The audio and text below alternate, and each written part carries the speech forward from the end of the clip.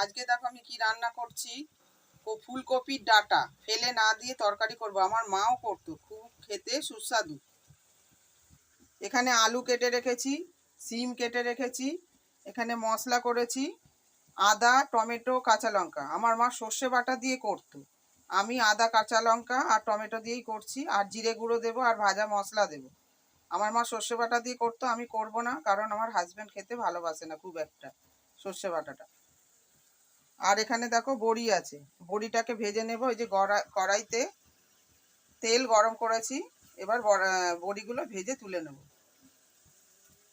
আর কপির ডাঁটা দেখো শুকিয়ে গেছে জল, এবার গ্যাস অফ করে দেবো।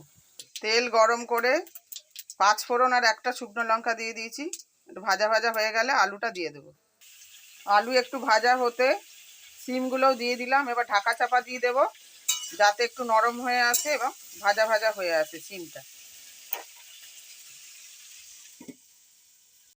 সিম একটু ভাজা ভাজা হয়ে গেছে, এই দেখো মাঝখানে ফাঁকা করে নিয়েছি, তেলটা জমে গেছে এখানটা। এবার এর মধ্যে মশলাটা দিয়ে কষিয়ে নেব। কপির ডাঁটাগুলো এর মধ্যে দিয়ে দিয়েছি, তারপর সব গুঁড়ো মশলা দিয়ে দিয়েছি। বাটা মশলা তো আগেই দিয়েছি, লঙ্কা গুঁড়ো, হলুদ গুঁড়ো, জিরে গুঁড়ো আর লবণ দিয়ে ভালো করে কষিয়ে নেব।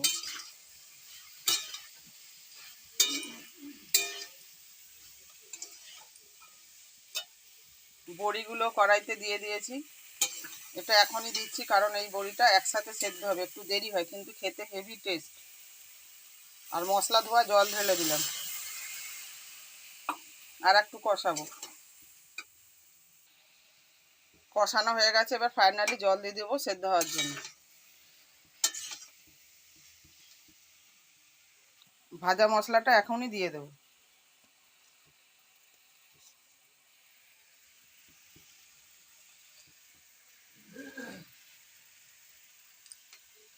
এই যে কপির ডাঁটার তরকারিটা হয়ে গেছে, সব কিছু সেদ্ধ হয়ে গেছে। এবার নামিয়ে নেব থালাতে। এই যে হয়ে গেছে, নামিয়ে ফেলেছি থালায়। একদম গরম গরম ভাতের সাথে জমে যাবে।